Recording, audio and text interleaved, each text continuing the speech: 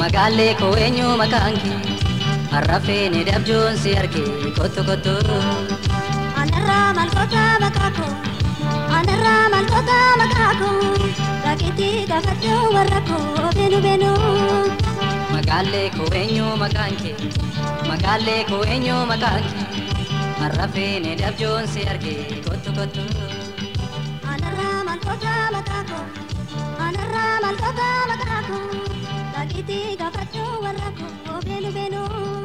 Nagaan keenya kabajaa bakka jirtanitti isin haa dhaqqabu. Har'a sagantaa keenya kamisa ganamaa kanaan seenaa eebbisaa addunyaa gabaabsinee isiniif dhiyeessina. Maddi odeeffannoo kootii BBC Afaan Oromoodha. An Oroliyaanaa Daani'eel. Amma xumura sagantaa keenyaatti nu waliin tura.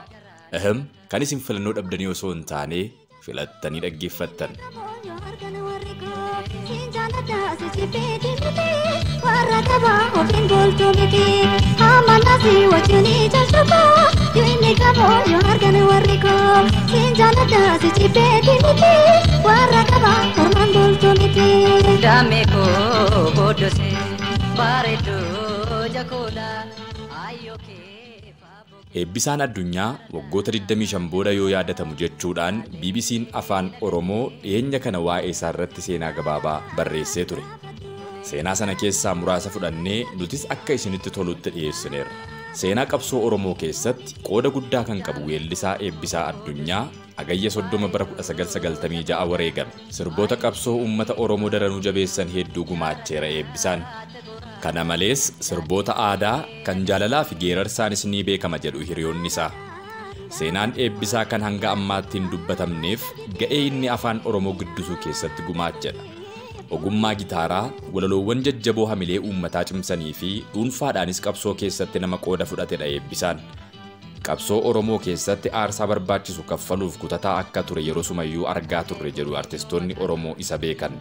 Eebbisaan eenyu?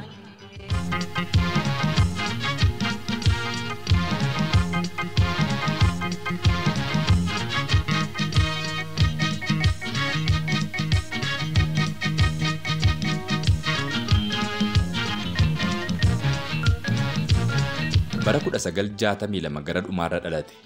Umuriin isaa barnootaaf wayita ga'u mana barumsaa sadarkaa tokkoffaa Oliiqaa Dingilseeni kan jedhan harmeen Eebbisaa Addunyaa Aadde Sannaayit Kabbadaa Gosaa sadarkaa lammaffaa ammoo Qellemitti barate jedhu.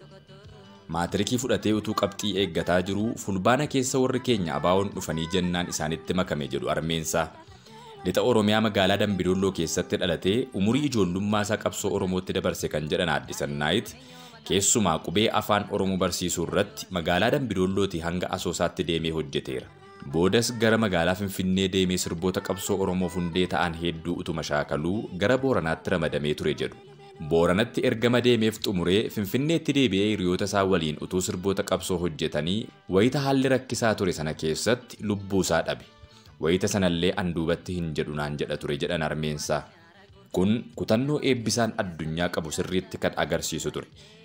Dudduubatti hin jennuu walii wajjin kaana.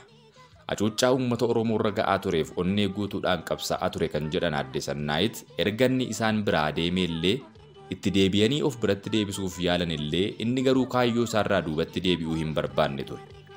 Gama tokkoon seenaa fi afaan Oromoo guddisuu, gama biraan ammoo qabsoo diddaa gabrummaa keessatti qooda fudhachaa ture. Boodarra muuziqaaf jireenya isaa kennee utuu hojjetuu du'e. Booddee koottis garagalee hin ilaalu.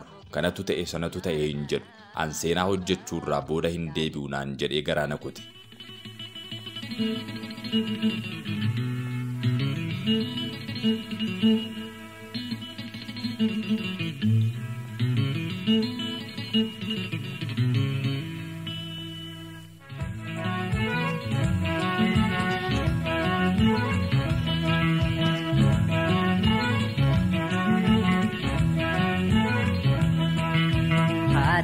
Rambose Kafa gangalate Sankondo amu Jalala tajente Timbo ina yoko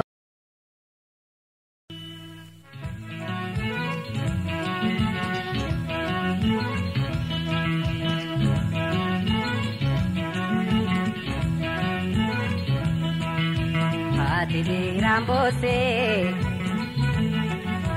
gaafa gangalaattee mucaan kun du'aamu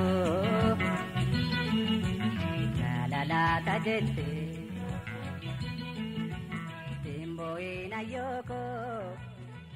Weellistoonni gameeyyiin wayita eebbisaa yaadatan bara 1991-92 keessa itti dhiyeenyaan kan beekan weellistoota Oromoo gameeyyii kanneen akka Hirphaa Gaanfurii Burqaa, Daawwitee Mokonnin, Tottobaa Taaddasee Margoo, Tsaggaayee Dandanaaf Eebbisaa Addunyaa akkamiin akka beekan gaafanneerraa jedha BBC'n. Eebbisaa Addunyaa gara baandiitti seenee muuziqaa kaasettaan baasuu isaan dura dandeettii gitaara qabuun sirboota qabsoo fi aadaatiin waraana bashannansiisaa ture. Kaaseta irratti du'e ammoo baandii bilisummaa keessatti hojjete jedha Tsaggaayee Dandanaan. Eebbisaa Addunyaa waliin bara 1991 waajjira ABO'tti akka wal beekan kan dubbatu Tsaggaayeen akkaataa eebbisaan itti du'e waan itti dhiyeenyaan beeku nutti himeeraa jedha BBC'n. Eebbisaa Addunyaa lubbuunsaa yoggaa darbus magaalaa Finfinnee jirra. Biqilaa Guyyootaa waliin mana tokko jiraatu turan naannoo Shiroo Meedaa. Guyyaa tokko keessummaa wayitutti dhufe. Manni dhiphaa waan ta'eef Biqilaan hiriyaasaa bira bule. Namni eebbisaa bira dhufe kun qabsaa'aadha. Ajajaa waraanaa adda bilisummaa Oromooti. Namni kun yeroo baay'ee hidhamee mana hidhaatiis miliqee nama bahaa turedha. Gaafa eebbisaan du'e sana nama kana barbaacha dhufan warri tika mootummaa.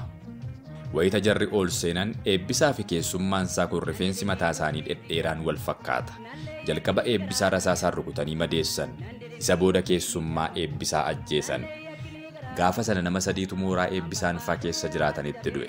Isaanis mucayyoo jalqaba balbala mooraa bante eebbisaa fi keessummaa eebbisaa. Haalli eebbisaan itti du'e immoo baay'ee kan nama gaddisiisuu fi haala suukanneessaadhaan lubbuunsaa kan darbe. Haalli eebbisaan itti du'e baay'ee kan nama gaddisiisudha kan jedhu Tsaggaayeen haala suukanneessaadhaan naannoo Ashwaa Meedaa bakka Taataq jedhamutti ajjeefame jedhee dubbata. Hirphaa Gaanfuree akka jedhutti eebbisaa waliin nagaadhaan gargar baane. Garuu du'a isaa kanan dhageesse raadiyoo sagalee bilisummaa Oromoo irraati. Weellisaa Hirphaa Gaanfuree Burqaa eebbisaa nama nagaan of biraa dhabe jedhee dubbata. Nama baay'ee jabaa ture. Onneedhaanis dandeettii muuziqaatiinis goota ture. Wallee isaa keessaa kan hin jaallatamne hin jiru. Anaafis sirba tokko naaf gumaacheera. Sirba Booranaan hojjedhe tokko gitaaraan na shaakalchiisaa ture. Walaloos hamma tokko isatu naaf barreesse. Biqilaa Guyyootaa waliin barreessan jedha Hirphaan.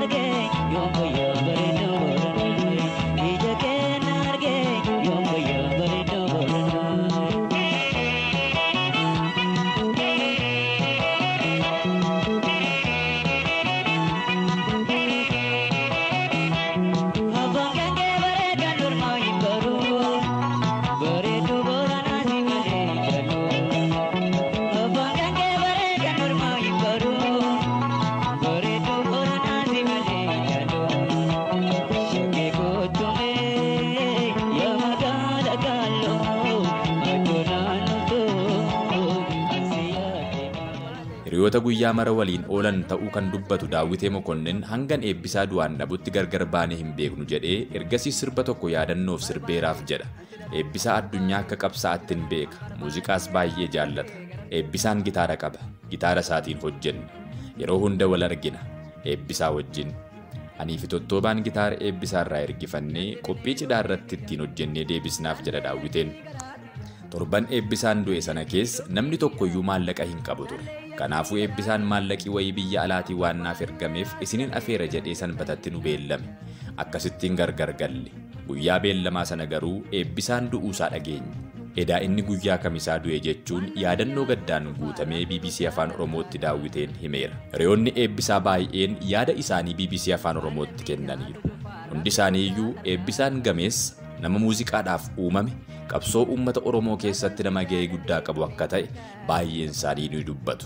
Akkuma harmeensaa jedhan ofii isaa muuziqaadhaaf kennee uummata Oromoodhaaf of laatee gootummaadhaan wareegame.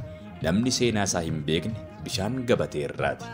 Geerarsaan ergaa dabarfachuu qabsoo jajjabeessuu fi uummata mirgasaaf akka falmatu kakaasuu keessatti ga'een eebbisaa yoomuu hin dagatamu kan jedhu Hirphaan keessumaa walaloo geerarsaa isaa utuu funyoon hin jirre funyoo dheeraan hin jirre maaltu muka yaabbataa damma nyaachuuf abdataa utuu seenaan hin jirre yoona maaltuuf yaadataa eenyummaa isaan dhaadataa adaraa yaa Oromoo koree koree dhaabbadhaa galmeen seenaa qoradhaa namni seenaa isaan beekne bishaan gabatee irraati gara argetti jallataa.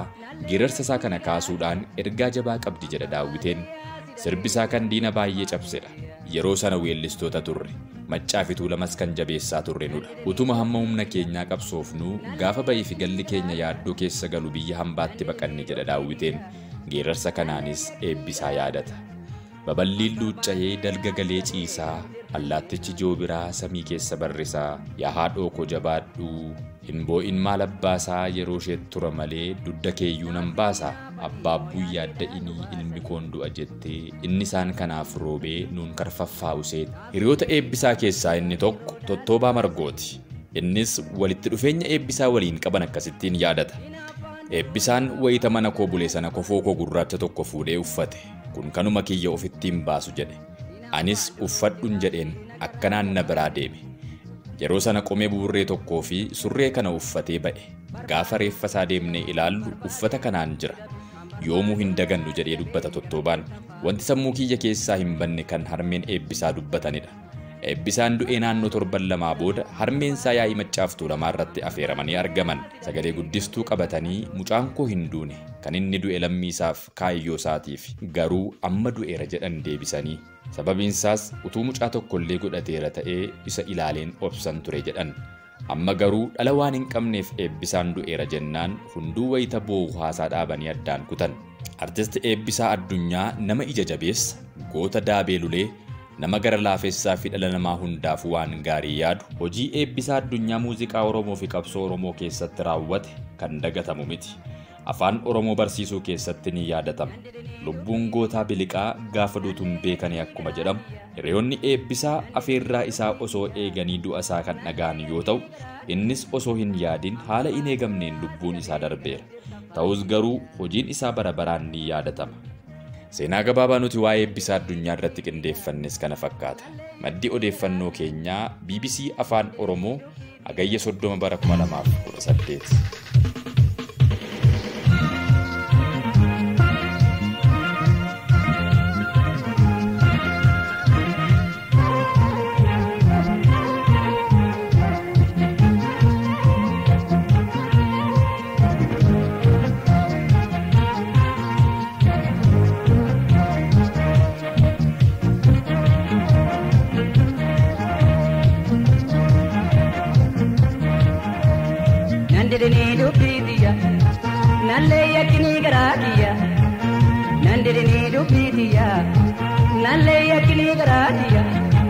Ambarbade asida be garam tirta fadetia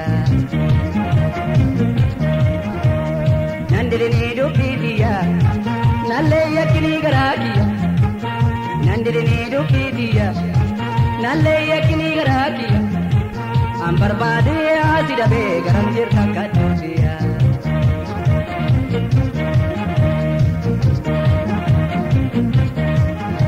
Sina magate ti asibaste ayonte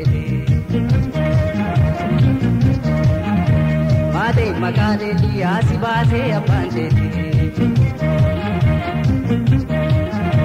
Wawa kisi kene bade mida gumte Wawa kisi kene shina bikuni lete Barbade Sidabe, ambarbade, sidabe, garam tirta fadetia. Barbade, sidabe, ambarbade, sidabe, garam tirta fadetia.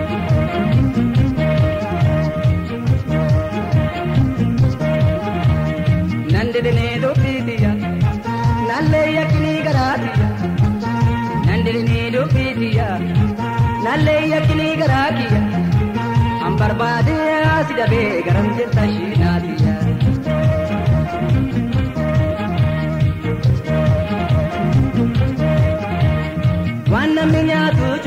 rabbi guddaa tarkaa qaba. Waan namni nyaatu cufaa rabbi guddaa tarkaa qaba. Kaatoon si jaalladhe ammeen tarkaa.